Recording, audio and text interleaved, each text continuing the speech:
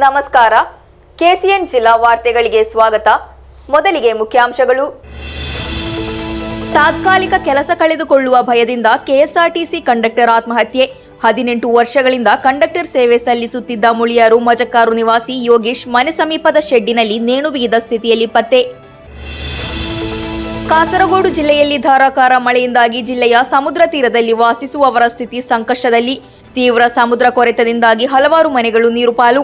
ಹೆಚ್ಚಿನ ಸ್ಥಳಗಳಲ್ಲಿ ಸಮುದ್ರ ಗೋಡೆಯ ಕೊರತೆ ಸಮಸ್ಯೆಗೆ ಕಾರಣ. ಮಂಜೇಶ್ವರ ಪೊಲೀಸ್ ಠಾಣಾ ವ್ಯಾಪ್ತಿಯ ಕುಂಜತೂರಿನಲ್ಲಿ ಭಾರೀ ದರೋಡೆ. ಜೆಎಂ ರಸ್ತೆಯ ನೈಮಾ ಕಾಟೇಜ್ನಲ್ಲಿ 24 ಲಕ್ಷ ಮೌಲ್ಯದ ಚಿನ್ನಾಭರಣ ಕಳವು. ಮಂಜೇಶ್ವರ ಪೊಲೀಸರಿಂದ ತನಿಖೆ ಆರಂಭ. 7 ವರ್ಷಗಳಿಂದ ಮಾರುವೇಷದಲ್ಲಿ ತಲೆಮರೆಸಿಕೊಂಡಿದ್ದ ಕುಖ್ಯಾತ ಅಪರಾಧಿಯ ಬಂಧನ.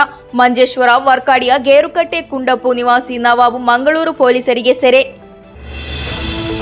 ಸ್ಥಳೀಯಾಡಳಿತ ಸಂಸ್ಥೆಗಳಿಗೆ ರಾಜ್ಯದ ಯುಡಿಎಫ್ ಸರ್ಕಾರ ಅನುದಾನ ಕಡಿತಗೊಳಿಸಿರುವುದನ್ನು ಖಂಡಿಸಿ ನಡೆಯಿತು ಯನ್ಮಕಜೆ ಪಂಚಾಯತ್ ಕಚೇರಿಗೆ ಪ್ರತಿಭಟನಾ ಮಾರ್ಚ್. ಎಲ್ಡಿಎಫ್ ಯನ್ಮಕಜೆ ಪಂಚಾಯತ್ ಸಮಿತಿಯ ನೇತೃತ್ವದಲ್ಲಿ ಸಿಪಿಐಎಂ ಜಿಲ್ಲಾ ಸಮಿತಿ ಸದಸ್ಯ ಕೆ ಮಣಿಕಂಠನ್ ಅವರಿಂದ ಉದ್ಘಾಟನೆ. ಕೂಡ್ಲೂರು ರಾಮದಾಸ್ ನಗರದಲ್ಲಿ ಭಾರಿ ಮಳೆಯಿಂದಾಗಿ ಗ್ಯಾರೇಜ್ ಕುಸಿದು ಬಿದ್ದ ಘಟನೆ. ಅಶ್ವಥ್ ಕುಮಾರ್ ಅವರ ಒಡೆತನದಲ್ಲಿರುವ ಗ್ಯಾರೇಜ್ ಕಳೆದ ದಿನ ರಾತ್ರಿ 10 ಗಂಟೆ ಸುಮಾರಿಗೆ ಕುಸಿದಿದೆ ಎಂದು ವರದಿ. ವಾರ್ತೆಗಳು ವಿವರವಾಗಿ. ತಾತ್ಕಾಲಿಕ ಕೆಲಸ ಕಳೆದುಕೊಳ್ಳುವ ಭಯದಿಂದ ಕೆಎಸ್ಆರ್ಟಿಸಿ ಕಂಡಕ್ಟರ್ ಆತ್ಮಹತ್ಯೆ ಮಾಡಿಕೊಂಡ ಘಟನೆ ನಡೆದಿದೆ. 18 ವರ್ಷಗಳಿಂದ ಸೇವೆ ಸಲ್ಲಿಸುತ್ತಿದ್ದ ಯೋಗೀಶ್ ಮುಳಿಯಾರಿನ ಮಜಕ್ಕಾರಿನಲ್ಲಿ ತಮ್ಮ ಮನೆಯ ಸಮೀಪದ ಶೆಡ್ಡಿನಲ್ಲಿ ನೇಣು ಬಿಗಿದ ಸ್ಥಿತಿಯಲ್ಲಿ ಪತ್ತೆಯಾಗಿದ್ದಾರೆ. ಮದುವೆಗೆ ಸಿದ್ಧತೆಗಳು ನಡೆಯುತ್ತಿರುವಾಗ ಈ ಘಟನೆ ಸಂಭವಿಸಿದೆ. ತಾತ್ಕಾಲಿಕ ಕೆಲಸ ಕಳೆದುಕೊಳ್ಳುವ ಭಯದಲ್ಲಿ ಕೆಎಸ್ಆರ್ಟಿಸಿ ನಿರ್ವಾಹಕ ಆತ್ಮಹತ್ಯೆ ಮಾಡಿಕೊಂಡ ಘಟನೆ ಮುಳಿಯಾರಿನ ಮಜಕ್ಕಾರು ಎಂಬಲ್ಲಿ ನಡೆದಿದೆ. ಕೆಲಸ ಕಳೆದುಕೊಳ್ಳುವ ಭಯದಿಂದ ಮಾನಸಿಕ ಖಿನ್ನತೆಯಿಂದಾಗಿ ಆತ್ಮಹತ್ಯೆ ಮಾಡಿಕೊಂಡಿದ್ದಾರೆ ಎಂಬುದು ಆರಂಭಿಕ ನಿಗಮನ. 18 ವರ್ಷಗಳಿಂದ ಕೆಎಸ್ಆರ್ಟಿಸಿಯಲ್ಲಿ ತಾತ್ಕಾಲಿಕ ನಿರ್ವಾಹಕರಾಗಿ ಕೆಲಸ ಮಾಡುತ್ತಿದ್ದ ಮುಳಿಯಾರು ಮಜಕಾರಿನ ಯೋಗೀಶ್ ಅವರ ಮೃತದೇಹವು ಮನೆ ಸಮೀಪದ ಶೆಡ್ಡಿನಲ್ಲಿ ನೇಣು ಬಿಗಿದುಕೊಂಡಿರುವ ಸ್ಥಿತಿಯಲ್ಲಿ ಪತ್ತೆಯಾಗಿದೆ. ಯೋಗೇಶ್ ಮುಳಿಯಾರು ಮಜಕಾರಿನ ದಿವಂಗತ ಮಹಲಿಂಗ ಪಾಟಳಿ ಅವರ ಪುತ್ರರಾಗಿದ್ದಾರೆ. ಕಾಸರಗೋಡು ಸುಳ್ಯ ಮಾರ್ಗದಲ್ಲಿ ತಾತ್ಕಾಲಿಕ ಕಂಡಕ್ಟರ್ ಆಗಿ ಕೆಲಸ ಮಾಡುತ್ತಿದ್ದ ಯೋಗೇಶ್ ಸೋಮವಾರ ಬೆಳಿಗ್ಗೆ ಕೆಲಸ ಮುಗಿಸಿ ಮನೆಗೆ ಹಿಂತಿರುಗಿದ ಬಳಿಕ ಆತ್ಮಹತ್ಯೆ ಮಾಡಿಕೊಂಡಿದ್ದಾರೆ ಎಂದು ವರದಿಯಾಗಿದೆ. ಯೋಗೇಶ್ ಹಾಗೂ ಅವರ ತಾಯಿ ಬೇಬಿ ಮಾತ್ರ ಈ ಮನೆಯಲ್ಲಿ ವಾಸಿಸುತ್ತಿದ್ದರು. ತಾಯಿ ತನ್ನ ಸಂಬಂಧಿಕರನ್ನು ಭೇಟಿ ಮಾಡಿ ಹಿಂತಿರುಗಿದಾಗ ನೂತನವಾಗಿ ನಿರ್ಮಿಸಲಾದ ಮನೆಯ ಹಿಂದಿನ ಶೆಡ್ಡಿನಲ್ಲಿ ನೇಣು ಬಿಗಿದುಕೊಂಡಿರುವ ಸ್ಥಿತಿಯಲ್ಲಿ ಯೋಗೇಶ್ ಪತ್ತೆಯಾಗಿದ್ದಾರೆ. ತಕ್ಷಣ ಸ್ಥಳೀಯರು ಹಾಗೂ ಪೊಲೀಸರು ಸ್ಥಳಕ್ಕೆ ಆಗಮಿಸಿ ಮುಂದಿನ ಕ್ರಮ ಕೈಗೊಂಡರು. ಆದೂರು ಪೊಲೀಸರು ಘಟನೆಯಲ್ಲಿ ಅಸ್ವಾಭಾವಿಕ ಸಾವಿನ ಪ್ರಕರಣ ದಾಖಲಿಸಿಕೊಂಡು ತನಿಖೆ ಪ್ರಾರಂಭಿಸಿದ್ದಾರೆ. ಉದ್ಯೋಗ ಸಂಬಂಧಿತ ಸಮಸ್ಯೆ ಹಾಗೂ മാനസിക ಒತ್ತಡ ಸಾವಿಗೆ കാരണ ಎಂದು ಸಂಬಂಧಿಕರು ಹಾಗೂ ಸ್ಥಳೀಯರು ಶಂಕಿಸಿದ್ದಾರೆ. യോഗീഷന്റെ അമ്മാവനാണ്, എൻ്റെ ചേച്ചിയുടെ മകനാണ്. എന്തപ്പോൾ നിങ്ങൾ സംശയിക്കുന്നത്? എന്താണ് മരണകാരണം? സംശയം പ്രത്യേകിച്ച് പറയാത്ത കാരണങ്ങളൊന്നും നമുക്ക് അറിഞ്ഞിരുത്തില്ല. പിന്നെ ആള് കുറച്ച് സൈലൻ്റ് ആണ്. ആരോടും ഒരു ബുദ്ധിമുട്ടിന് പെരുമാറ്റിന് മറ്റേ ഡ്രഗ്സോ പുകവലിയോ മദ്യപനോ അങ്ങനെ ഒന്നും ഇല്ലാത്ത ദുശ്ശീലമുള്ളത് ഒരു കുട്ടിയാണ്. പിന്നെ ഇപ്പം അറിയാൻ പറ്റിയത് ആരോടോ ഫ്രണ്ട്സിനോട് ജോലി സംബന്ധമായ കാര്യത്തിൽ ചെറിയൊരു അരാജകത്വം അസ്ഥിരത കാണുന്നുണ്ട്. 18 വർഷങ്ങളായി KSRTCയിൽ ടെമ്പററി ജോലി ചെയ്യുന്നത്, ടെമ്പററി കണ്ടക്ടറായിട്ട്. അപ്പോൾ ഇപ്പോൾ കുറച്ച് ആൾക്കാരെ പിരിച്ചു വിട്ടതും മറ്റേ കുറേ ആൾക്കാരെ പിരിച്ചു വിടാൻ പോകുന്നുണ്ടെന്നെല്ലാം പറയുന്ന ഒരു ന്യൂസ് കിട്ടിയതുകൊണ്ട് ഇപ്പോൾ അത് അവന് കല്യാണം ഫിക്സ് ചെയ്തിട്ടുണ്ട്. അപ്പോൾ കല്യാണം ജനുവരി 31 കല്യാണം ഫിക്സ് ചെയ്തതാണ്. അപ്പോൾ അന്നേരം ഈ കല്യാണം ഫിക്സ് ചെയ്തിട്ട് ജോലി പോകുമെന്നുള്ളൊരു പേടിയാണ് ഇതിൻ്റെ അതല്ലാതെ വേറെ നമുക്ക് അറിഞ്ഞിരുന്ന ഒരു കാരണങ്ങളും ഇല്ല. ഇതാണ് ഇപ്പോൾ നമുക്കറിയാൻ പറ്റിയത്. വേറെ പ്രശ്നങ്ങളൊന്നും ഉള്ളതായി നമുക്കറിയില്ല. മറ്റു കുടുംബ പ്രശ്നങ്ങളോ ഒന്നുമില്ല. അതായത് ഒരു അമ്മയും മോനും മാത്രമേ വീട്ടിലുള്ളൂ. 3 പെൺകുഞ്ഞുങ്ങളാണ്. അവരൊക്കെ 3 നാൾ കല്യാണം കഴിഞ്ഞ് പോയി. വീട്ടിൽ അമ്മയും മോനും മാത്രമേ ഉള്ളൂ. വേറെ പ്രശ്നങ്ങളൊന്നുമില്ല. കുറേ അത്യാവശ്യത്തിന് സ്ഥലങ്ങളൊക്കെ ഉണ്ട്. അവർക്ക് ജീവിച്ചു പോകാനുള്ള ഏർപ്പാടൊക്കെ അവിടെ ഉണ്ട്. വേറെ പ്രശ്നങ്ങളൊന്നും അറിഞ്ഞിടത്തേക്കില്ല. ഇപ്പോൾ ഈടായിട്ട് അച്ഛൻ മരിച്ചു. അച്ഛൻ ഒരു 4 മാസം മുമ്പ് മരിച്ചതേ ഉള്ളൂ, സുഖമില്ലാതായിട്ട്. പിന്നെ അതിന് ശേഷമാണ് ഈ കല്യാണം ഇങ്ങനെ ഫിക്സ് ചെയ്തിട്ട് ഇങ്ങനെ വെച്ചിട്ടുള്ളത്. ಆದರೆ ಸಾವಿಗೆ ನಿಜವಾದ ಕಾರಣ ಸೇರಿದಂತೆ ಇತರ ವಿವರಗಳನ್ನು ತಿಳಿಯಲು ಪೊಲೀಸರು ಸಮಗ್ರ ತನಿಖೆ ನಡೆಸುತ್ತಿದ್ದಾರೆ. ಆದೂರು ಎಸ್ಐ ಕರುಣಾಕರನ್ ಕೆಎಂ ನೇತೃತ್ವದಲ್ಲಿ ತನಿಖೆ ನಡೆಸಲಾಗುತ್ತಿದೆ. News bureau, Kasaragod. ಕಾಸರಗೋಡು ಜಿಲ್ಲೆಯಲ್ಲಿ ಸಮುದ್ರ ತೀರದಲ್ಲಿ ವಾಸಿಸುವವರ ಸ್ಥಿತಿ ಸಂಕಷ್ಟದಲ್ಲಿದೆ. ಜಿಲ್ಲೆಯಲ್ಲಿ ತೀವ್ರ ಸಮುದ್ರ ಕೊರೆತದಿಂದಾಗಿ ಈಗಾಗಲೇ ಹಲವಾರು ಮನೆಗಳು ನೀರು ಪಾಲಾಗಿವೆ. ತ್ರಿಕರಿಪುರದಿಂದ ಮಂಜೇಶ್ವರದವರೆಗೆ 70 ಕಿಲೋಮೀಟರ್ಗಿಂತ ಹೆಚ್ಚು ಕರಾವಳಿ ಹೊಂದಿರುವ ಜಿಲ್ಲೆಯ ಹೆಚ್ಚಿನ ಸ್ಥಳಗಳಲ್ಲಿ ಸಮುದ್ರ ಗೋಡೆಯ ಕೊರತೆಯು ಬಿಕ್ಕಟ್ಟನ್ನು ಉಂಟು ಮಾಡುತ್ತಿದೆ. ಕರಾವಳಿ ರಕ್ಷಣೆಗಾಗಿ ಸಮಗ್ರ ಯೋಜನೆಯ ಕೊರತೆಯು ಸಮುದ್ರ ಕೊರೆತವನ್ನು ಹೆಚ್ಚಿಸುತ್ತಿದೆ ಎಂದು ಕಂಡುಬಂದಿದೆ. ಕಾಸರಗೋಡು ಜಿಲ್ಲೆಯ ಕರಾವಳಿ ಪ್ರದೇಶಗಳಲ್ಲಿ ಭಾರಿ ಮಳೆಯ ಬಳಿಕ ತೀವ್ರ ಸಮುದ್ರ ಕೊರೆತ ಮುಂದುವರೆದಿದೆ. ಉಪ್ಪಳ, ಶಾರದಾನಗರ, ಶಿರಿಯ, ಕುಂಬ್ಳೆ, ಕೋಯಿಪಾಡಿ, ವಲಿಯಪರಂಬ, ಚೇರಂಗೈ, ಕಾವುಗೊಳಿ, ತೈಕೋಡ್ಪುರ, ಅಜನೂರು, ಕಡಪುರ ಮುಂತಾದ ಪ್ರದೇಶಗಳಲ್ಲಿ ಬಲವಾದ ಅಲೆಗಳಿಂದಾಗಿ ರಸ್ತೆಗಳು ಹಾಗೂ ಮನೆಗಳು ನಾಶವಾಗಿದ್ದು ಅನೇಕ ಕುಟುಂಬಗಳು ಸಂಕಷ್ಟದ ಸ್ಥಿತಿಯಲ್ಲಿದೆ. ಚೇರಂಗೈ, ಕಾವುಗೊಳಿ ವಿಭಾಗದಲ್ಲಿ ಸಮುದ್ರವು ದಡಕ್ಕೆ 100 ಮೀಟರ್ಗಿಂತಲೂ ಹೆಚ್ಚು ಎತ್ತರಕ್ಕೆ ಧಾವಿಸಿದ ಪರಿಣಾಮ ರಸ್ತೆ ಸಂಪೂರ್ಣವಾಗಿ ನಾಶವಾಗಿದೆ. 200ಕ್ಕೂ ಹೆಚ್ಚು ಕುಟುಂಬಗಳಿಗೆ ಪ್ರಯಾಣ ಸೌಲಭ್ಯಗಳು ಅಸ್ತವ್ಯಸ್ತಗೊಂಡಿವೆ. ವಲಿಯಪರಂಬ ಪಂಚಾಯಿತಿನ ಕರಾವಳಿ ಕುಟುಂಬಗಳು ತೀವ್ರ ಅಪಾಯದ ಸ್ಥಿತಿಯಲ್ಲಿದೆ. ಶಾರದಾನಗರದಲ್ಲಿ ಒಂದು ಮನೆ ಸಂಪೂರ್ಣವಾಗಿ ನಾಶವಾಗಿದ್ದು ಅನೇಕ ಮನೆಗಳು ಸಮುದ್ರದಿಂದ ಮುಳುಗುವ ಪರಿಸ್ಥಿತಿ ನಿರ್ಮಾಣಗೊಂಡಿದೆ. ಸಮುದ್ರ ಕೊರೆತ ಹಾಗೂ ಕರಾವಳಿ ಕೊರೆತವನ್ನು ತಡೆಗಟ್ಟಲು ಜಿಲ್ಲೆ ಸಮಗ್ರ ಯೋಜನೆಗಳನ್ನು ರೂಪಿಸದೇ ಇರುವ ಕಾರಣ ಸಮುದ್ರ ಕೊರೆತವನ್ನು ತಡೆಗಟ್ಟುವಲ್ಲಿ ವಿಫಲವಾಗಿದೆ ಎಂಬ ಆರೋಪ ಕೇಳಿಬರುತ್ತಿದೆ. 70 ಕಿಲೋಮೀಟರ್ ಕರಾವಳಿ ಪ್ರದೇಶದಲ್ಲಿ ಕೇವಲ 20 ಕಿಲೋಮೀಟರ್ ಸಮುದ್ರಗೋಡೆ ಅಸ್ತಿತ್ವದಲ್ಲಿರುವುದು. ಅನೇಕ ಸ್ಥಳಗಳಲ್ಲಿ ಬಳಸಲಾದ ಟ್ರೆಟ್ರಾ ಪ್ಯಾಡ್ ಹಾಗೂ ಬ್ರೇಕ್ ವಾಟರ್ ಬಲವಾದ ಅಲೆಗಳಿಂದ ನಾಶವಾಗಿದೆ. ಏಕೀಕೃತ ಹಾಗೂ ಸಮಗ್ರ ಯೋಜನೆಯಿಂದ ಮಾತ್ರ ಶಾಶ್ವತವಾಗಿ ಸಮುದ್ರದ ಕೊರೆತದ ರಕ್ಷಣೆಯನ್ನು ಸಂಪೂರ್ಣಗೊಳಿಸಲು ಸಾಧ್ಯ ಎಂದು ತಿಳಿದುಬಂದಿದೆ. News bureau, Kasaragod. Manjeshwar police ಠಾಣಾ ವ್ಯಾಪ್ತಿಯ ಕುಂಜತ್ತೂರಿನಲ್ಲಿ ಭಾರೀ ದರೋಡೆ. ಜೆಎಂ ರಸ್ತೆಯ ನೈಮಾ ಕಾಟೇಜಿನಲ್ಲಿ ದರೋಡೆ ನಡೆದಿದೆ. ಮನೆ ಮಾಲೀಕ ಫಾತಿಮತ್ ಜೌರಾ ನೀಡಿದ ದೂರಿನ ಮೇರೆಗೆ ಮಂಜೇಶ್ವರ ಪೊಲೀಸರು ಪ್ರಕರಣ ದಾಖಲಿಸಿಕೊಂಡು ತನಿಖೆ ಆರಂಭಿಸಿದ್ದಾರೆ. ಮಂಜೇಶ್ವರ ಪೊಲೀಸ್ ಠಾಣಾ ವ್ಯಾಪ್ತಿಯ ಕುಂಜತ್ತೂರಿನಲ್ಲಿ ಭಾರೀ ದರೋಡೆ ನಡೆದ ಘಟನೆ ವರದಿಯಾಗಿದೆ. ಜೆಎಂ ರಸ್ತೆಯ ನೈಮಾ ಕಾಟೇಜಿನಲ್ಲಿ ಈ ದರೋಡೆ ನಡೆದಿರುವುದು. ಮನೆ ಮಾಲೀಕ ಫಾತಿಮತ್ ಜೌರಾ ನೀಡಿದ ದೂರಿನ ಆಧಾರದ ಮೇಲೆ ಮಂಜೇಶ್ವರ ಪೊಲೀಸರು ಪ್ರಕರಣ ದಾಖಲಿಸಿಕೊಂಡು ತನಿಖೆ ಪ್ರಾರಂಭಿಸಿದ್ದಾರೆ. ಜುಲೈ 12ರಂದು ಸಂಜೆ 5:30ರಿಂದ ಜುಲೈ 17ರ ಬೆಳಿಗ್ಗೆ 12 ಗಂಟೆಯ ನಡುವೆ ಈ ದರೋಡೆ ನಡೆದಿದೆ ಎಂದು ತಿಳಿದುಬಂದಿದೆ. ದರೋಡೆಕೋರರು ಬಾಗಿಲಿನ ಬೀಗ ಮುರಿದು ಮನೆಯೊಳಗೆ ನುಗ್ಗಿ ಮಲಗುವ ಕೋಣೆಯಲ್ಲಿದ್ದ ಬೀರು ಒಡೆದು ಆಭರಣಗಳನ್ನು ದೋಚಿದ್ದಾರೆ ಎಂದು ತಿಳಿದುಬಂದಿದೆ. ಅಂದಾಜು 24 ಲಕ್ಷ ರೂಪಾಯಿ ನಷ್ಟವಾಗಿದೆ ಎಂದು ಮಾಲೀಕರು ದೂರು ನೀಡಿದ್ದಾರೆ. ಪೊಲೀಸರು ಸ್ಥಳಕ್ಕೆ ಆಗಮಿಸಿ ತನಿಖೆ ಪ್ರಾರಂಭಿಸಿದ್ದಾರೆ. 16ാം തീയതി വന്യകളവ് പോയി ഏകദേശം ഒരു 24 പോയിന്റ് അത് ഇതുവരെ കിട്ടിയിട്ടില്ല. പോലീസ് കംപ്ലൈൻ്റ് ആക്കിയിട്ട് അവർ പിന്നെ ഞങ്ങൾക്കൊരു സംശയത്തിൻ്റെ മേലെ ഒരാളെ ഞങ്ങൾ പോലീസിന് ക്ഷണിച്ചു കൊടുത്തു. അപ്പോൾ അവരും അതിൻ്റെ സൈബറും അത് മറ്റേ അക്കൗണ്ട് നമ്പറെല്ലാം മേങ്ങിയിട്ടെല്ലാം സെൻട്രൽ ബാങ്കിൽ അയച്ചിട്ട് അതിൻ്റെ റിപ്പോർട്ട് വന്നിട്ട് അതിലൊന്നും ഇത് കിട്ടിയിട്ടില്ല. എന്നാലും അവർ അന്വേഷണം ഉണ്ടെന്ന് പറഞ്ഞു. അപ്പോൾ ഞങ്ങൾ FIR ആക്കാൻ കുറേ പറഞ്ഞപ്പോൾ ഇന്നലെ രജിസ്റ്റർ ആക്കിയിട്ട് FIR ആക്കി. ഇതുവരെ പൊന്നിൻ്റെ ഒരു രൂപയും കിട്ടിയില്ല എനിക്ക്. ആയതുകൊണ്ട് നിങ്ങൾ മീഡിയക്കാർ ഞങ്ങളെ സഹകരിക്കണം. എത്ര പെട്ടെന്ന് ആ പൊന്ന് കിട്ടാൻ വേണ്ടിയിട്ട്, ചെറിയ തൂക്കമല്ല അത്, വലിയൊരു 10-30 ലക്ഷം റുപ്യേൻ്റെ പൊന്നാണത്. അപ്പോൾ ആയതുകൊണ്ട് നിങ്ങൾ എത്ര പെട്ടെന്ന് ഇതിനെ കിട്ടും പോലാക്കിയിട്ട് ഞങ്ങൾക്ക് സഹകരിക്കണം എല്ലാ കാര്യത്തിലും. എപ്പോഴും ഞങ്ങളും കൂടെ ഉണ്ട്, ഞങ്ങൾ തേടിക്കൊണ്ടുണ്ട്, തെരഞ്ഞോണ്ടുണ്ട്, എല്ലാം അറിഞ്ഞോണ്ടുണ്ട്. അത് നിങ്ങളും ഞങ്ങളൊക്കെ സപ്പോർട്ട് തന്നിട്ട് ഇതിനെ സഹകരിക്കണം. Abdul Rehman Udyavara, news bureau, Manjeshwar. 7 ವರ್ಷಗಳಿಂದ ಮಾರುವೇಷದಲ್ಲಿ ತಲೆಮರೆಸಿಕೊಂಡಿದ್ದ ಕುಖ್ಯಾತ ಅಪರಾಧಿಯನ್ನು ಬಂಧಿಸಲಾಗಿದೆ. ಮಂಜೇಶ್ವರ ವರ್ಕಾಡಿಯ ಗೇರುಕಟ್ಟೆ ಕುಂಡಪ್ಪು ನಿವಾಸಿ ನವಾಬ್ನನ್ನು ಮಂಗಳೂರು ಪೊಲೀಸರು ಬಂಧಿಸಿದ್ದಾರೆ. ಈತ ಮಂಗಳೂರು ನಗರದ ವಿವಿಧ ಪೊಲೀಸ್ ಠಾಣೆಗಳಲ್ಲಿ 13ಕ್ಕೂ ಹೆಚ್ಚು ಅಪರಾಧ ಪ್ರಕರಣಗಳಲ್ಲಿ ಆರೋಪಿಯಾಗಿದ್ದಾನೆ. ಕಾನೂನಿನಿಂದ ತಪ್ಪಿಸಿಕೊಂಡು 7 ವರ್ಷಗಳಿಂದ ನ್ಯಾಯಾಲಯಕ್ಕೆ ಹಾಜರಾಗದೆ ತಲೆಮರೆಸಿಕೊಂಡಿದ್ದ ಕುಖ್ಯಾತ ಅಪರಾಧಿಯನ್ನು ಕೊನೆಗೂ ಮಂಗಳೂರು ಪೊಲೀಸರು ಬಂಧಿಸಿದ್ದಾರೆ. ಮಂಜೇಶ್ವರ ವರ್ಕಾಡಿಯ ಗೇರುಕಟ್ಟೆ ಕುಂಡಪ್ಪು ಮೂಲದ ನವಾಬ್ನನ್ನು ಬಂಧಿಸಲಾಗಿದೆ. ಮಂಗಳೂರು ನಗರದ ವಿವಿಧ ಪೊಲೀಸ್ ಠಾಣೆಗಳಲ್ಲಿ 13ಕ್ಕೂ ಹೆಚ್ಚು ಅಪರಾಧ ಪ್ರಕರಣಗಳಲ್ಲಿ ಆರೋಪಿಯಾಗಿದ್ದಾನೆ. ಪೊಲೀಸರಿಗೆ ಸಿಕ್ಕಿ ಬೀಳದಿರಲು ವಿವಿಧ ವೇಷಗಳನ್ನು ಧರಿಸಿ ತಲೆಮರೆಸಿಕೊಂಡಿದ್ದನು. ಮೂಲತಃ ಉಳ್ಳಾಲ ಮಾರ್ಗತಳ ಮೂಲದ ಈತ ಪೊಲೀಸರಿಂದ ತಪ್ಪಿಸಿಕೊಂಡು ಗಡಿ ಪ್ರದೇಶವಾದ ವರ್ಕಾಡಿಯಲ್ಲಿ ತಲೆಮರೆಸಿಕೊಂಡಿದ್ದನು. ಆದರೆ ನಿಖರ ಮಾಹಿತಿ ಸಂಗ್ರಹಿಸಿ ಮಂಗಳೂರು ಪೊಲೀಸರು ನಡೆಸಿದ ತನಿಖೆಯಲ್ಲಿ ಪರಾರಿಯಾಗಿದ್ದ ಆರೋಪಿಯನ್ನು ಬಂಧಿಸಿದ್ದಾರೆ. News bureau, Manjeshwar.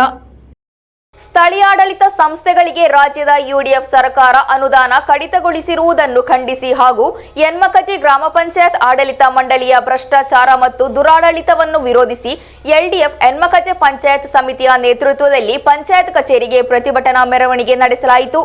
ಪ್ರತಿಭಟನೆಯನ್ನು CPIM ಜಿಲ್ಲಾ ಸಮಿತಿ ಸದಸ್ಯ ಕೆ ಮಣಿಕಂಠನ್ ಉದ್ಘಾಟಿಸಿದರು.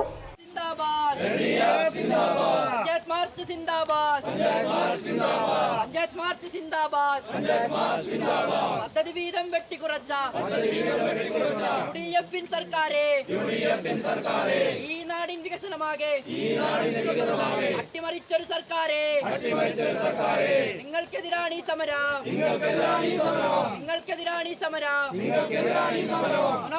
നുണ പറഞ്ഞ് കേരള നാടിനെ വഞ്ചിച്ച വികസനത്തെ അട്ടിമറിച്ച യുഡിഎഫിൻ സർക്കാരെ ജനാധിപത്യ മാർഗത്തിൽ നിങ്ങൾക്കെതിരായി വരുന്നു ജനകീയ പ്രതിഷേധം ഇൻക്വിലാബ് സിന്ദാബാദ് എൽഡിഎഫ് സിന്ദാബാദ് പഞ്ചായത്ത് മാർച്ച് സിന്ദാബാദ് ഇൻക്വിലാബ് സിന്ദാബാദ് ಸ್ಥಳೀಯಾಡಳಿತ ಸಂಸ್ಥೆಗಳಿಗೆ ರಾಜ್ಯದ ಯುಡಿಎಫ್ ಸರ್ಕಾರ ಅನುದಾನ ಕಡಿತಗೊಳಿಸಿರುವುದನ್ನು ಖಂಡಿಸಿ ಹಾಗೂ ಎಣ್ಮಕಜೆ ಗ್ರಾಮ ಪಂಚಾಯತ್ ಆಡಳಿತ ಮಂಡಳಿಯ ಭ್ರಷ್ಟಾಚಾರ ಮತ್ತು ದುರಾಡಳಿತವನ್ನು ವಿರೋಧಿಸಿ ಎಲ್ಡಿಎಫ್ ಎಣ್ಮಕಜೆ ಪಂಚಾಯತ್ ಸಮಿತಿ ನೇತೃತ್ವದಲ್ಲಿ ಪಂಚಾಯತ್ ಕಚೇರಿಗೆ ಪ್ರತಿಭಟನಾ ಮಾರ್ಚ್ ನಡೆಸಲಾಯಿತು. ಪ್ರತಿಭಟನೆಯನ್ನು ಸಿಪಿಐಎಂ ಜಿಲ್ಲಾ ಸಮಿತಿ ಸದಸ್ಯ ಕೆ ಮಣಿಕಂಠನ್ ಉದ್ಘಾಟಿಸಿದರು. ഈ 4 മാസക്കാലമായി മുന്നോട്ട് കൊണ്ടുപോകാൻ വേണ്ടി കഴിയില്ല. നമ്മളൊന്ന് ആലോചിച്ച് നോക്കി. പിന്നെ എത്ര മാസം കിട്ടും എന്ന് പറഞ്ഞാൽ ഒരു സാമ്പത്തിക വർഷത്തിന്റെ നല്ലൊരു ഭാഗവും പ്രാഥമികമായ നടപടികളുമായിട്ട് പോലും മുന്നോട്ടൊക്കെ പോകാൻ കേരളത്തിലെ സർക്കാരിന് കഴിഞ്ഞില്ല. എന്നിട്ട് വേണം ഫണ്ട് അനുവദിക്കാൻ. അപ്പൊ ഫണ്ടില്ല. ഈ പദ്ധതികൾ അംഗീകരിക്കുന്നതിന് വേണ്ടി അതിന്റെ നടപടികൾ മുന്നോട്ട് പോകുന്നതിനാവശ്യമായ നടപടിക്രമങ്ങൾ പൂർത്തിയാക്കാനായില്ല. ഇതിന്റെയൊക്കെ ഭാഗമായി തദ്ദേശ സ്വയംഭരണ സ്ഥാപനങ്ങളിലൂടെ നടക്കേണ്ടുന്ന വികസന പ്രവർത്തനങ്ങളെല്ലാം തകിടം മറിഞ്ഞു. ഇത് വലിയ റോഡും പാലം പോട്ടെ, കുറച്ച് കഴിഞ്ഞിട്ട് മതി എന്ന് വിചാരിക്കാം. നമുക്കറിയാലോ, തദ്ദേശ ഭരണ സ്ഥാപനങ്ങളിലൂടെയാണ് ഇവിടെയൊക്കെ എൻഡോസൾഫാൻ ബാധ്യത ഏറ്റവും പ്രധാനപ്പെട്ട മേഖലയാണ്. അവിടെ ഒരുപാട് കുഞ്ഞുങ്ങളുണ്ട്, ഒരുപാട് പ്രയാസം അനുഭവിക്കുന്ന ആളുകളുണ്ട്. അവർക്ക് ഭിന്നശേഷി സ്കോളർഷിപ്പ് കൊടുക്കുന്നത് തദ്ദേശ ഭരണ സ്ഥാപനങ്ങളുടെ ഈ ഫണ്ടിൽ നിന്നാണ്. അതുപോലെ തന്നെ അംഗനവാടി കുട്ടികൾക്ക് പോഷകാഹാരം കൊടുക്കുന്നത് ഈ ഫണ്ടിൽ നിന്നാണ്. വയോജനങ്ങൾക്ക് ആവശ്യമായ സഹായം നൽകുന്നത് ഈ ഫണ്ടിൽ നിന്നാണ്. ಸಭೆಯ ಅಧ್ಯಕ್ಷತೆಯನ್ನು ಪಂಚಾಯತ್ ಸಮಿತಿ ಸಂಚಾಲಕ ನರಸಿಂಹ ಪೂಜಾರಿ ವಹಿಸಿದ್ದರು. ಕಾರ್ಯಕ್ರಮದಲ್ಲಿ ಡಿವೈಎಫ್ಐ ಜಿಲ್ಲಾ ಉಪಾಧ್ಯಕ್ಷ ನಾಸರುದ್ದೀನ್ ಮಲಂಗರ, ಸಿಪಿಐಎಂ ಕುಂಬ್ಳೆ ಏರಿಯಾ ಸಮಿತಿ ಸದಸ್ಯರಾದ ವಿನೋದ್ ಪೆರ್ಲಾ, ಮಂಜುನಾಥ ಪಿಕೆ, ಕಾಟುಗೊಕ್ಕೆ ಲೋಕಲ್ ಕಾರ್ಯದರ್ಶಿ ನಾರಾಯಣ ಎಸ್, ಸಿಪಿಐ ಲೋಕಲ್ ಕಾರ್ಯದರ್ಶಿ ಈಶ್ವರ ಪ್ರಸಾದ್, ಬ್ಲಾಕ್ ಕಾರ್ಯದರ್ಶಿ ವಿಶ್ವರಾಜು ಪೆರ್ಲಾ ಹಾಗೂ ಪಂಚಾಯತ್ ಸದಸ್ಯರುಗಳಾದ ಸೌದಾಬಿ ಹನೀಫ್, ಪ್ರಮೀಳಾ, ರಾಮಚಂದ್ರ ಎಂ ಮುಂತಾದವರು ಭಾಗವಹಿಸಿದ್ದರು. ಎಲ್ಡಿಎಫ್ ಪಂಚಾಯತ್ ಸಮಿತಿ ಕಾರ್ಯದರ್ಶಿ ರಾಮಕೃಷ್ಣ ರೈ ಕುದ್ವಾ ಸ್ವಾಗತಿಸಿದರು. News bureau, Kasaragod. ಕೂಡ್ಲು ರಾಮದಾಸ್ ನಗರದಲ್ಲಿ ಭಾರಿ ಮಳೆಯಿಂದಾಗಿ ಗ್ಯಾರೇಜ್ ಕುಸಿದು ಬಿದ್ದ ಘಟನೆ ಸಂಭವಿಸಿದೆ.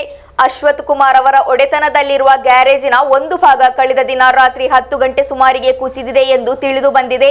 ಘಟನೆ ನಡೆದಾಗ ಗ್ಯಾರೇಜ್ ಮುಚ್ಚಿದ್ದರಿಂದ ಯಾವುದೇ ಅನಾಹುತ സംഭവിಸಿಲ್ಲ ಎಂದು ವರದಿಯಾಗಿದೆ.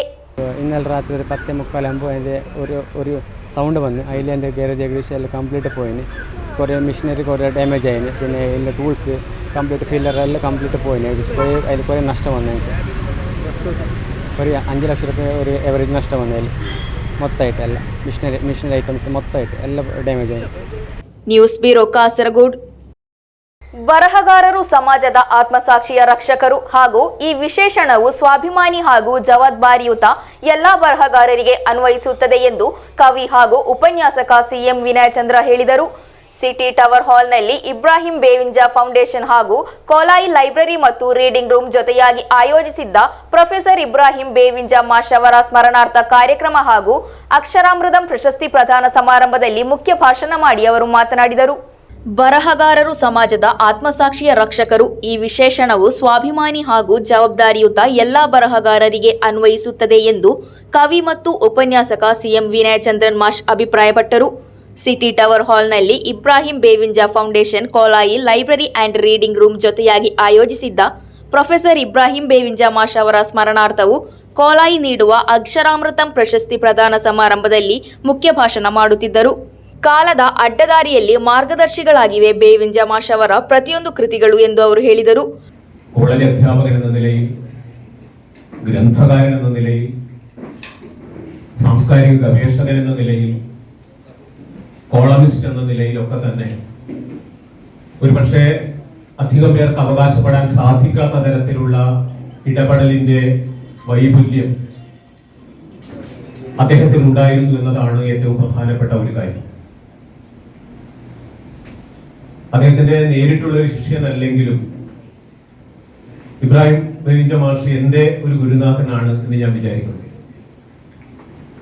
ഞാൻ കാലിക്കറ്റ് സർവകലാശാലയിൽ നിന്ന് പ്രൈവറ്റായി Malayalam BA distant education register ചെയ്ത് പഠിക്കുന്ന സമയത്ത് അന്ന് കോളേജിൽ ഈ പഠിക്കുന്ന കുട്ടികൾക്ക് യൂണിവേഴ്സിറ്റി അയച്ചു തരുന്ന പാഠക്കുറിപ്പുകളുടെ നോട്ട് അവർ അയച്ചു തരുന്നു. മലയാളം ഐച്ഛിക വിഷയമായിട്ടും ഇംഗ്ലീഷായിട്ടും മറ്റു വിഷയങ്ങൾക്കൊക്കെ ഈ ഡിസ്റ്റന്റ് എഡ്യൂക്കേഷൻ പഠിക്കുന്ന കുട്ടികൾക്ക് പഠിക്കാനുള്ള നോട്ട് അച്ചടിച്ച് അയച്ചു തരികയാണ് ചെയ്യുക. അങ്ങനെ കിട്ടിയ മലയാളം വിഷയത്തിലുള്ള പാഠക്കുറിപ്പുകളിൽ പലതും തയ്യാറാക്കിയിരുന്ന ഒരാളായിരുന്നു ഇബ്രാഹിം ബേവിഞ്ച മാഷ്. ആ പാഠക്കുറിപ്പുകൾ വായിച്ചിട്ടാണ് അന്ന് പരീക്ഷ എഴുതിയത്. ഞാൻ പറഞ്ഞു വരുന്നത്, നേരത്തെ ഇവിടെ സൂചിപ്പിക്കപ്പെട്ടതുപോലെ തെക്കിലെ ഒരു നാട്ടിൻപുറത്തെ വായനശാലയിൽ നിന്ന് വായനാ ജീവിതം ആരംഭിച്ച് കേരളത്തിലുടനീളം പടർന്നു പന്തലിച്ച ഒരു സാംസ്കാരിക ജീവിതത്തിലേക്ക് നമ്മുടെ ഈ വടക്കേ അറ്റത്തെ മണ്ണിൽ നിന്ന് ഒരാൾ ഉയർന്നു വരിക എന്നുള്ളത് ഒരു കാലത്ത് വളരെ പ്രയാസമുള്ള ഒരു കാര്യമായിരുന്നു. കോരപ്പുഴക്കിപ്പുറം എന്ത് സാഹിത്യം എന്നത് ഒരു കാലത്ത് വളരെയധികം മുഴങ്ങിക്കേട്ട ഒരു വാക്യമായിരുന്നു. ഇന്ന് അങ്ങനെയല്ല. ഇന്ന് കോരപ്പുഴക്കിപ്പുറാണ് സാഹിത്യത്തിന്റെ വലിയ പ്രധാനപ്പെട്ട കുറെ അനുഭവങ്ങൾ. ഒരു കാലത്ത് നമ്മുടെ മണ്ണിന് സിനിമ അപ്രാപ്യമായിരുന്നു, അല്ലേ? സിനിമയൊക്കെ മദിരാശിയിലും ഒറ്റപ്പാലത്തും ഒക്കെ ആണെന്ന് നമ്മൾ വിചാരിച്ചിരുന്ന ഒരു കാലമൊക്കെ മാറി. സിനിമ മുഴുവനും വടക്കൻ കേരളത്തിലായി. ഏറ്റവും മികച്ച സിനിമകൾ ഉണ്ടായി വരുന്ന ഇടം കൂടിയായി. സിനിമ ഷൂട്ട് ചെയ്യുന്ന സ്ഥലം എന്നുള്ള രീതിയിൽ മാത്രമല്ല, ഏറ്റവും മികച്ച സിനിമകൾ ഉണ്ടായി വരുന്ന പ്രതിഭകളുടെ ഇടം കൂടിയായി നമ്മുടെ വടക്കൻ കേരളം ഇതിനകം ಮಾರಿಕഴിഞ്ഞിട്ടുണ്ട്. ಬೇವಿಂಜ ಹೆಸರಿನಲ್ಲಿ ಸ್ಥಾಪಿಸಲಾದ ಮೊದಲ ಪ್ರಶಸ್ತಿಯಾದ ಅಕ್ಷರಾಮೃತಂ ಅತ್ಯುತ್ತಮ ನಿಯತಕಾಲಿಕವನ್ನು ಪ್ರಕಟಿಸಿದ ಚೆರ್ಕಳ ಜೈನಾಬ್ ಸ್ಮಾರಕ ಕಾಲೇಜಿನ ಗೌಜಿ ಗೌಣಿತಂ ಜೀವಿಕಾ ಅವರಿಗೆ ನೀಡಲಾಯಿತು. ಪ್ರಶಸ್ತಿ ಪ್ರದಾನ ಸಮಾರಂಭದ ಅಧ್ಯಕ್ಷತೆಯನ್ನು ನಗರಸಭೆ ಉಪಾಧ್ಯಕ್ಷ ಕೆಎಂ ಹನೀಫ್ ವಹಿಸಿದ್ದರು. Hasainar Thotumbhagam, P Damodaran, doctor MK Neena, Rafeeq master, Asmas Ahmadaji, Sulekha Mahin, Kareem Chowki, CL Hameed, Mumtaz teacher, SMA Basheer, Rafeeq Nangarath, Muhammad Mishab ಮಾತನಾಡಿದರು. ಸ್ಕಾನಿಯಾ ಬೆದಿರಾ ಸ್ವಾಗತಿಸಿ ಶಬಾನಾ ಇಬ್ರಾಹಿಂ ಬೇವಿಂಜ ಧನ್ಯವಾದವಿತ್ತರು. News bureau Kasaragod. ಮಾಜಿ ಸಚಿವ ಹಾಗೂ ಮುಸ್ಲಿಂ ಲೀಗ್ ನಾಯಕ ದಿವಂಗತ ಚೆರ್ಕಳ ಅಬ್ದುಲ್ಲಾ ಸಾಹಿಬ್ ಅವರ 8ನೇ ಸಂಸ್ಮರಣ ಸ್ಮರಣಾರ್ಥ ರಕ್ತದಾನ ಶಿಬಿರವನ್ನು ಆಯೋಜಿಸಲಾಯಿತು. ಆರ್ಬಿಕೆ ಕಾಸರಗೋಡು ಹಾಗೂ ಚೆರ್ಕಳಂ ಅಬ್ದುಲ್ಲಾ ಫೌಂಡೇಶನ್ ಜೊತೆಯಾಗಿ ಶಿಬಿರವನ್ನು ಆಯೋಜಿಸಿತ್ತು. ಮಾಜಿ ಸಚಿವ ಹಾಗೂ ಮುಸ್ಲಿಂ ಲೀಗ್ ಮುಖಂಡ ದಿವಂಗತ ಚೆರ್ಕಳ ಅಬ್ದುಲ್ಲಾ ಸಾಹಿಬ್ ಅವರ 8ನೇ ಸ್ಮರಣಾರ್ಥವಾಗಿ ರಕ್ತದಾನ ಶಿಬಿರವನ್ನು ಆಯೋಜಿಸಲಾಯಿತು. ಆರ್ಬಿಕೆ ಕಾಸರಗೋಡು ಹಾಗೂ ಚೆರ್ಕಳ ಅಬ್ದುಲ್ಲಾ ಫೌಂಡೇಶನ್ ಜೊತೆಯಾಗಿ ಈ ರಕ್ತದಾನ ಶಿಬಿರವನ್ನು ಆಯೋಜಿಸಲಾಗಿದೆ. ಒಂದು ಹನಿ ರಕ್ತದಾನ ಮಾಡಿ ಜೀವ ಉಳಿಸಿ ಎಂಬ ಸಂದೇಶದೊಂದಿಗೆ ಶಿಬಿರವನ್ನು ನಡೆಸಲಾಯಿತು. ಪಿಲಿಕೊಂಜೆ ಜಿಲ್ಲಾ ಗ್ರಂಥಾಲಯ ಸಭಾಂಗಣದಲ್ಲಿ ಆಯೋಜಿಸಲಾದ ಶಿಬಿರವನ್ನು ಸಿಸ್ಟರ್ ಆಂಟೋ ಮಂಗಲತ್ ಹಾಗೂ ಸಲೀಂ ಸಂದೇಶ್ ಚೌಕಿ ಉದ್ಘಾಟಿಸಿದರು. ಸಾರ್ವಜನಿಕರ ಸಹಭಾಗಿತ್ವದಲ್ಲಿ ಆಯೋಜಿಸಲಾದ ಶಿಬಿರದಲ್ಲಿ ಹಲವು ಮಂದಿ ಭಾಗವಹಿಸಿದರು. News bureau Kasaragod. CBSE public ಪರೀಕ್ಷೆಗಳಲ್ಲಿ ಹೆಚ್ಚಿನ ಫಲಿತಾಂಶ ಗಳಿಸಿದ ವಿದ್ಯಾರ್ಥಿಗಳನ್ನು ಚಿನ್ಮಯ ವಿದ್ಯಾಲಯದಲ್ಲಿ ಸನ್ಮಾನಿಸಲಾಯಿತು. ಕೇರಳ ಕೇಂದ್ರ ವಿಶ್ವವಿದ್ಯಾಲಯದ ಉಪಕುಲಪತಿ ಡಾಕ್ಟರ್ ಸಿದ್ದು ಪಿ ಆಲ್ಗರ್ ಸಮಾರಂಭವನ್ನು ಉದ್ಘಾಟಿಸಿದರು. ಕಠಿಣ ಪರಿಶ್ರಮ, ಶಿಸ್ತು ಹಾಗೂ ಮೌಲ್ಯಾಧಾರಿತ ಶಿಕ್ಷಣ ವಿದ್ಯಾರ್ಥಿಗಳ ಯಶಸ್ಸಿಗೆ ಅತ್ಯಗತ್ಯ ಎಂದು ಅವರು ಹೇಳಿದರು. ಚಿನ್ಮಯ ಮಿಷನ್ ಕೇರಳ ಘಟಕದ ಮುಖ್ಯಸ್ಥ ಸ್ವಾಮಿ ವಿವೇಕಾನಂದ ಸರಸ್ವತಿ ಆಶೀರ್ವಚನ ನೀಡಿದರು. ಸಿಬಿಎಸ್ಇ, ಎಸ್ಎಸ್ಎಲ್ಸಿ ಮತ್ತು ಹೈಯರ್ ಸೆಕೆಂಡರಿ ಪಬ್ಲಿಕ್ ಪರೀಕ್ಷೆಗಳಲ್ಲಿ ಹೆಚ್ಚಿನ ಫಲಿತಾಂಶ ಗಳಿಸಿದ ವಿದ್ಯಾರ್ಥಿಗಳಿಗಾಗಿ ಕಾಸರಗೋಡಿನ ಚಿನ್ಮಯ ವಿದ್ಯಾಲಯದಲ್ಲಿ ಸನ್ಮಾನ ಸಮಾರಂಭವನ್ನು ಆಯೋಜಿಸಲಾಗಿತ್ತು. ಕೇರಳ ಕೇಂದ್ರ ವಿಶ್ವವಿದ್ಯಾಲಯದ ಉಪಕುಲಪತಿ ಡಾಕ್ಟರ್ ಸಿದ್ದು ಪಿ ಆಲ್ಗರ್ ಸಮಾರಂಭವನ್ನು ಉದ್ಘಾಟಿಸಿದರು. ವಿದ್ಯಾರ್ಥಿಗಳ ಯಶಸ್ಸಿಗೆ ಕಠಿಣ ಪರಿಶ್ರಮ, ಶಿಸ್ತು ಮತ್ತು ಮೌಲ್ಯಾಧಾರಿತ ಶಿಕ್ಷಣ ಅತ್ಯಗತ್ಯ ಎಂದು ಅವರು ಹೇಳಿದರು. ಉತ್ತಮ ಸಾಧನೆಗಳನ್ನು ಮಾಡಿದ ವಿದ್ಯಾರ್ಥಿಗಳನ್ನು ಸನ್ಮಾನಿಸುವುದು ಅವರ ಆತ್ಮವಿಶ್ವಾಸವನ್ನು ಹೆಚ್ಚಿಸುತ್ತದೆ ಹಾಗೂ ಭವಿಷ್ಯದಲ್ಲಿ ಮೆಟ್ಟಿಲುಗಳನ್ನು ಏರಲು ಪ್ರೇರೇಪಿಸುತ್ತದೆ ಎಂದು ಅವರು ಹೇಳಿದರು. ಅಂತಹ ಮನ್ನಣೆಗಳು ಇತರ ವಿದ್ಯಾರ್ಥಿಗಳಿಗೆ ಮಾದರಿ ಹಾಗೂ ಸ್ಫೂರ್ತಿಯಾಗಿಯೂ ಕಾರ್ಯನಿರ್ವಹಿಸುತ್ತವೆ ಎಂದು ಹೇಳಿದರು. ಚಿನ್ಮಯ ಮಿಷನ್ ಕೇರಳ ಘಟಕದ ಮುಖ್ಯಸ್ಥ ಸ್ವಾಮಿ ವಿವೇಕಾನಂದ ಸರಸ್ವತಿ ಆಶೀರ್ವಚನ ನೀಡಿದರು. ಕಠಿಣ ಪರಿಶ್ರಮ, ದೃಢ ನಿಶ್ಚಯ ಹಾಗೂ ಉದ್ದೇಶಪೂರ್ವಕ ಪ್ರಜ್ಞೆ ಪ್ರತಿಯೊಬ್ಬ ವಿದ್ಯಾರ್ಥಿಯು ಜೀವನದಲ್ಲಿ ಬೆಳೆಸಿಕೊಳ್ಳಬೇಕಾದ ಮೂಲ ಮೌಲ್ಯಗಳಾಗಿವೆ ಎಂದು ಸ್ವಾಮೀಜಿ ಹೇಳಿದರು. ಶಾಲಾ ಪ್ರಾಂಶುಪಾಲ ಟಿವಿ ಸುಗುಮಾರನ್ ಅಧ್ಯಕ್ಷತೆ ವಹಿಸಿದ್ದರು. ಬಳಿಕ ಎಸ್ಎಸ್ಎಲ್ಸಿ, ಹೈಯರ್ ಸೆಕೆಂಡರಿ, ಪಬ್ಲಿಕ್ ಪರೀಕ್ಷೆಗಳಲ್ಲಿ ಹೆಚ್ಚಿನ ಫಲಿತಾಂಶಗಳನ್ನು ಗಳಿಸಿದ ವಿದ್ಯಾರ್ಥಿಗಳಿಗೆ ಸ್ಮರಣಿಕೆಗಳನ್ನು ನೀಡಿ ಗೌರವಿಸಲಾಯಿತು. ಶಾಲಾ ಉಪ ಪ್ರಾಂಶುಪಾಲ ಅಭಿಜಿತ್ ಎಂಕೆ, ಮುಖ್ಯ ಶಿಕ್ಷಕಿಯರಾದ ಪೂರ್ಣಿಮಾ ಎಸ್ಆರ್, ಸಿಂಧು ಶಶೀಂದ್ರನ್, ಶೈಕ್ಷಣಿಕ ಸಂಯೋಜಕಿ ಶೀನಾ ಕೆಪಿ, ಬೋಧಕ ಬೋಧಕೇತರ ಸಿಬ್ಬಂದಿ, ಪೋಷಕರು ಹಾಗೂ ವಿದ್ಯಾರ್ಥಿಗಳು ಸಮಾರಂಭದಲ್ಲಿ ಭಾಗವಹಿಸಿದ್ದರು. News bureau, Kasaragod. ಕಾಸರಗೋಡು ಜಿಲ್ಲೆಯಲ್ಲಿನ ಸ್ಥಳೀಯ ಸಂಸ್ಥೆಗಳಿಗೆ ಎಲ್ಡಿಎಫ್ ಮಾರ್ಚ್ ಹಾಗೂ ಧರಣಿಯನ್ನು ಆಯೋಜಿಸಿತ್ತು. ಸ್ಥಳೀಯ ಸಂಸ್ಥೆಗಳ ಯೋಜನಾ ಹಂಚಿಕೆಯನ್ನು ತೀವ್ರವಾಗಿ ಕಡಿತಗೊಳಿಸುವ ಮೂಲಕ ಯುಡಿಎಫ್ ಸರ್ಕಾರ ಅಭಿವೃದ್ಧಿ ಕಾರ್ಯಗಳನ್ನು ಹಾಳು ಮಾಡುತ್ತಿದೆ ಎಂದು ಆರೋಪಿಸಿ ಮಾರ್ಚ್ ಹಾಗೂ ಧರಣಿಯನ್ನು ನಡೆಸಲಾಯಿತು. ಸಿಪಿಐಎಂ ರಾಜ್ಯ ಸಮಿತಿ ಸದಸ್ಯ ಹಾಗೂ ಉದುಮ ಮಾಜಿ ಶಾಸಕ ಸಿಎಚ್ ಕುಂಜಂಬು ಮಾರ್ಚ್ ಅನ್ನು ಉದ್ಘಾಟಿಸಿದರು.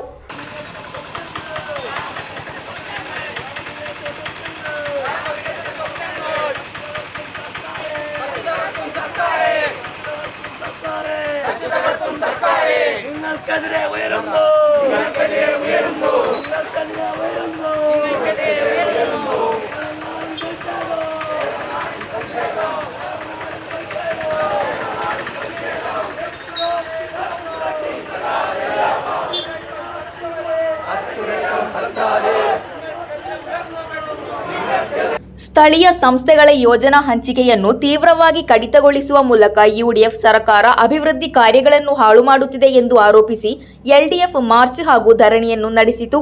ಎಲ್ಡಿಎಫ್ ಕಾಸರಗೋಡು ನಗರಸಭೆ ಸಮಿತಿಯು ನೇತೃತ್ವದಲ್ಲಿ ಕಾಸರಗೋಡು ನಗರಸಭೆಗೆ ನಡೆಸಿದ ಮಾರ್ಚ್ನಲ್ಲಿ ಅನೇಕ ಕಾರ್ಯಕರ್ತರು ಭಾಗವಹಿಸಿದ್ದರು. ಕಾಸರಗೋಡಿನ ಹೊಸ ಬಸ್ ನಿಲ್ದಾಣ ಪ್ರದೇಶದಿಂದ ಮೆರವಣಿಗೆ ಪ್ರಾರಂಭವಾಯಿತು. ಸಿಪಿಐಎಂ ರಾಜ್ಯ ಸಮಿತಿ ಸದಸ್ಯ ಹಾಗೂ ಉದುಮ ಮಾಜಿ ಶಾಸಕ ಸಿಎಚ್ കുഞ്ഞമ്പു ಮೆರವಣಿಗೆಯನ್ನು ഉദ്ഘാಟಿಸಿದರು.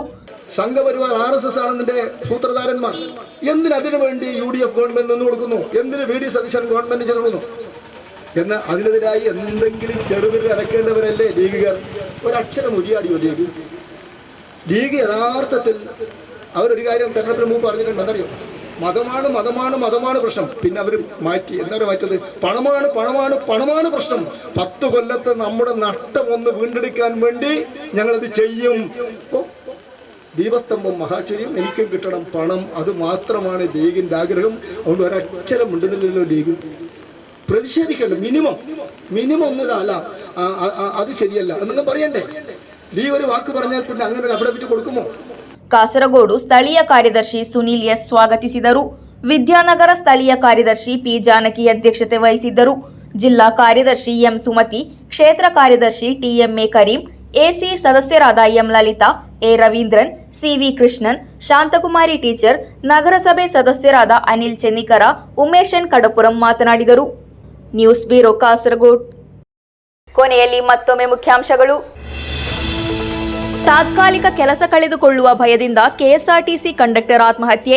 18 ವರ್ಷಗಳಿಂದ ಕಂಡಕ್ಟರ್ ಸೇವೆ ಸಲ್ಲಿಸುತ್ತಿದ್ದ ಮುಳಿಯಾರು ಮಜಕ್ಕಾರು ನಿವಾಸಿ ಯೋಗೇಶ್ ಮನೆ ಸಮೀಪದ ಶೆಡ್ಡಿನಲ್ಲಿ ನೇಣು ಬಿಗಿದ ಸ್ಥಿತಿಯಲ್ಲಿ ಪತ್ತೆ. ಕಾಸರಗೋಡು ಜಿಲ್ಲೆಯಲ್ಲಿ ಧಾರಾಕಾರ ಮಳೆಯಿಂದಾಗಿ ಜಿಲ್ಲೆಯ ಸಮುದ್ರ ತೀರದಲ್ಲಿ ವಾಸಿಸುವವರ ಸ್ಥಿತಿ ಸಂಕಷ್ಟದಲ್ಲಿ. ತೀವ್ರ ಸಮುದ್ರ ಕೊರೆತದಿಂದಾಗಿ ಹಲವಾರು ಮನೆಗಳು ನೀರು ಪಾಲು. ಹೆಚ್ಚಿನ ಸ್ಥಳಗಳಲ್ಲಿ ಸಮುದ್ರ ಗೋಡೆಯ ಕೊರತೆ ಸಮಸ್ಯೆಗೆ ಕಾರಣ. ಮಂಜೇಶ್ವರ ಪೊಲೀಸ್ ಠಾಣಾ ವ್ಯಾಪ್ತಿಯ ಕುಂಜತೂರಿನಲ್ಲಿ ಭಾರೀ ದರೋಡೆ. ಜೆಎಂ ರಸ್ತೆಯ ನೈಮಾ ಕಾಟೇಜ್ನಲ್ಲಿ 24 ಲಕ್ಷ ಮೌಲ್ಯದ ಚಿನ್ನಾಭರಣ ಕಳವು. ಮಂಜೇಶ್ವರ ಪೊಲೀಸರಿಂದ ತನಿಖೆ ಆರಂಭ. 7 ವರ್ಷಗಳಿಂದ ಮಾರುವೇಷದಲ್ಲಿ ತಲೆಮರೆಸಿಕೊಂಡಿದ್ದ ಕುಖ್ಯಾತ ಅಪರಾಧಿಯ ಬಂಧನ. ಮಂಜೇಶ್ವರ ವರ್ಕಾಡಿಯ ಗೇರುಕಟ್ಟೆ ಕುಂಡಪು ನಿವಾಸಿ ನವಾಬ್ ಮಂಗಳೂರು ಪೊಲೀಸರಿಗೆ ಸೆರೆ. ಸ್ಥಳೀಯಾಡಳಿತ ಸಂಸ್ಥೆಗಳಿಗೆ ರಾಜ್ಯದ ಯುಡಿಎಫ್ ಸರ್ಕಾರ ಅನುದಾನ ಕಡಿತಗೊಳಿಸಿರುವುದನ್ನು ಖಂಡಿಸಿ ನಡೆಯಿತು ಯನ್ಮಕಜೆ ಪಂಚಾಯತ್ ಕಚೇರಿಗೆ ಪ್ರತಿಭಟನಾ ಮಾರ್ಚ್. ಎಲ್ಡಿಎಫ್ ಯನ್ಮಕಜೆ ಪಂಚಾಯತ್ ಸಮಿತಿಯ ನೇತೃತ್ವದಲ್ಲಿ ಸಿಪಿಐಎಂ ಜಿಲ್ಲಾ ಸಮಿತಿ ಸದಸ್ಯ ಕೆ ಮಣಿಕಂಠನ್ ಅವರಿಂದ ಉದ್ಘಾಟನೆ. ಕೂಡ್ಲೂರು ರಾಮದಾಸ್ ನಗರದಲ್ಲಿ ಭಾರಿ ಮಳೆಯಿಂದಾಗಿ ಗ್ಯಾರೇಜ್ ಕುಸಿದು ಬಿದ್ದ ಘಟನೆ. ಅಶ್ವಥ್ ಕುಮಾರ್ ಅವರ ಒಡೆತನದಲ್ಲಿರುವ ಗ್ಯಾರೇಜ್ ಕಳೆದ ದಿನ ರಾತ್ರಿ 10 ಗಂಟೆ ಸುಮಾರಿಗೆ ಕುಸಿದಿದೆ ಎಂದು ವರದಿ. ಇಂದಿನ ವಾರ್ತಾ ಸಂಚಿಕೆ ಇಲ್ಲಿಗೆ ಮುಕ್ತಾಯವಾಯಿತು. ಮುಂದಿನ ವಾರ್ತಾ ಸಂಚಿಕೆಯಲ್ಲಿ ಮತ್ತೆ ಭೇಟಿಯಾಗೋಣ. ವಂದನೆಗಳು.